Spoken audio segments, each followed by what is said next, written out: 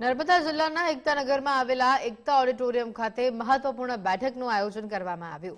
આ કાર્યક્રમની અંદર સાંસદ મનસુખ વસાવા અને ધારાસભ્ય ડોક્ટર દર્શનાબેન દેશમુખની ઉપસ્થિતિમાં ખેડૂતોએ પીએમ સોલાર યોજના વિશે માર્ગદર્શન આપવામાં તેમને આવ્યું। પ્રધાનમંત્રી નરેન્દ્ર મોદીના નેતૃત્વમાં ખેડૂતોના હિત માટે લેવાયેલા આ નિર્ણયો હેઠળ જે દુર્ગમ અને વન વિસ્તારમાં વીજળી પહોંચાડવી મુશ્કેલ છે ત્યાં ખેડૂતોને સોલાર મોટર પંપ મફતમાં પૂરા પાડવામાં આવી રહ્યા છે। આ ઉપરાંત અન્ય વિસ્તારોના ખેડૂતોને પણ 60% સબસિડીની સાથે સોલાર પંપ આપવામાં આવે છે। ડેડિયાપાડા અને ડાંગ સહિતના વિસ્તારોની અંદર અત્યાર સુધીમાં 1200થી વધુ પંપ સફળતાપૂર્વક સ્થાપિત કરવામાં આવ્યા છે।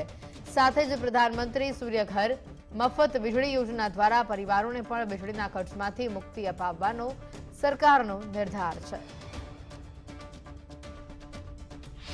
નવી ટેકનોલોજી સૂર્ય ઉર્જા થકી સૂર્ય પંપ ચલાવી અને ઘર વપરાશ માટે ઇન્ડસ્ટ્રીઝમાં તેમજ ખેડૂતોની સિંચાઈની સુવિધા આપવા માટે સૂર્ય પંપ થકી વીજળીની ખોટ પૂર્તતા કરવા માટે રાજ્ય સરકારના ભારત સરકાર એક સુંદર પ્રકારની યોજના લાયા છે।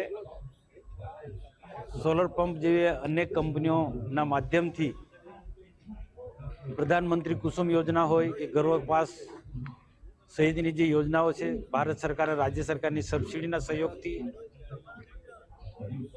અને તેમાં ખાસ કરીને ડેડિયાપાડા વિસ્તારની અંદર જ્યાં માલ સામોટ વિસ્તારની અંદર ડુંગર વિસ્તારમાં જ્યાં વીજળી પહોંચી જ ના શકે ને તેમાં કદાચ ઘર વર્ષો માટે વીજળી પહોંચે પણ સિંચાઈ માટે તો મળે જ ના, તો એવી જગ્યાએ પણ ખેડૂતો સિંચાઈ કરે, 12 માસ ખેતી કરે, એના માટે પ્રધાન કુસુમ યોજના હેઠળ 14,000 જેટલા ખેડૂતોને એક વ્યક્તિ પાછળ, એક ખેડૂત પાછળ 5 થી 6 લાખનો ખર્ચ કરીને કરોડો રૂપિયાના ખર્ચે પ્રધાનમંત્રી કુસુમ યોજનાનો લાભ મળ્યો છે। તે વિસ્તારની અંદર સારામાં સારી 12 માસ સિંચાઈ આધારિત ખેતી થાય છે।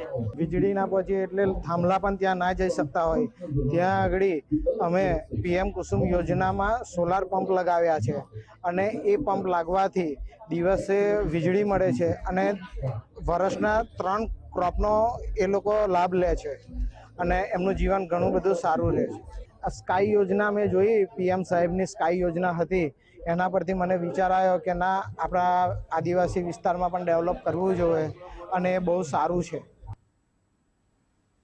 સુરેન્દ્રનગરના ચોટીલામાં ફટાકડાના ગોડાઉન પર દરોડા પાડવામાં આવ્યા છે। ડેપ્યુટી કલેક્ટર એસટી મકવાણા દ્વારા સરપ્રાઇઝ ચેકિંગ હાથ ધરવામાં આવ્યું। રહેણાંક વિસ્તારમાં ચાલતા ફટાકડાના ગોડાઉન પર દરોડા પાડવામાં આવ્યા। લાયસન્સ મર્યાદા પૂર્ણ થયા બાદ આ ગોડાઉન ચાલી રહ્યું હતું। માન્ય લાયસન્સ વિના